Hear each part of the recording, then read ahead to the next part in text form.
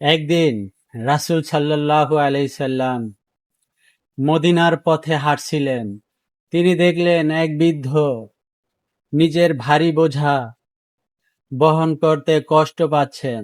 নবীজি সঙ্গে সঙ্গে এগিয়ে গিয়ে বিনা দ্বিধায় তার বোঝা কাঁধে তুলে নিলেন। পথে বৃদ্ধ বললেন, মক্কার একজন মানুষ নিজেকে আল্লাহর রাসূল বলে দাবি করেছেন।